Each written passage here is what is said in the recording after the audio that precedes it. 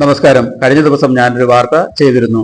കുളത്തുപുഴ ചോഴിയക്കോട് ലോറിക്കടവിൽ ആന കയറിയ വിവരം. എന്നാൽ ഇന്നലെ പാതിരാത്രിയോടെ ചോഴിയക്കോട് മിൽപ്പാലം എന്ന സ്ഥലത്ത് ആന ഒരു വീടിന്റെ മതിലും ഗേറ്റും തകർക്കുകയും പരിഭ്രാന്തി സൃഷ്ടിക്കുകയും ചെയ്തിരിക്കുകയാണ്. ചോഴിയക്കോട് മിൽപ്പാലം അൻഷാദ് മനസ്സിലിൽ അൻഷാദിന്റെ വീട്ടിലാണ് ആന എത്തിയത്.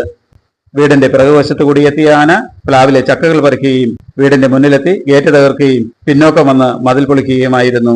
വീട്ടുകാർ ഒച്ചവെക്കുകയും പുറത്തെ ലൈറ്റുകൾ തെളിക്കുകയും പരിസരവാസികൾ ഓടിയെത്തി ആനയെ തുരത്തുകയുമായിരുന്നു.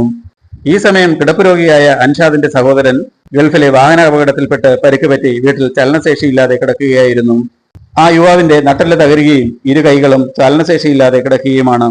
ഭാഗ്യം കൊണ്ടാണ് ആ കുടുംബം രക്ഷപ്പെട്ടത്. വനം വകുപ്പ് ഉദ്യോഗസ്ഥരും പഞ്ചായത്ത് അധികൃതരും രാവിലെ തന്നെ വീട്ടിലെത്തി കാര്യങ്ങൾ അന്വേഷിച്ച് മടങ്ങി. എന്നാൽ പ്രദേശവാസികൾ വളരെ ഭയത്തോടെയാണ് ഇപ്പോൾ കഴിയുന്നത്. പകൽ സമയങ്ങളിൽ ഉദ്യോഗസ്ഥർ കാര്യങ്ങൾ അന്വേഷിക്കാൻ എത്തുമ്പോൾ രാത്രികാലങ്ങളിൽ നാനാഭാഗത്തു നിന്നും വന്യമൃഗങ്ങൾ കാര്യങ്ങൾ അന്വേഷിക്കാൻ എത്തുകയാണ്. ഉദ്യോഗസ്ഥരുടെ ഇത്തരം സന്ദർശനങ്ങൾ കൊണ്ട് ജനങ്ങൾക്ക് ഒരു തരത്തിലുള്ള സംരക്ഷണവും കിട്ടുന്നില്ല. അടിയന്തരമായി ഈ വിഷയത്തിൽ അധികൃതർ ശ്രദ്ധ ചെലുത്തിയില്ലെങ്കിൽ ജനങ്ങളുടെ ജീവന് വളരെയധികം ഭീഷണിയുണ്ടാവും എന്നുള്ളതിൽ യാതൊരു സംശയവുമില്ല.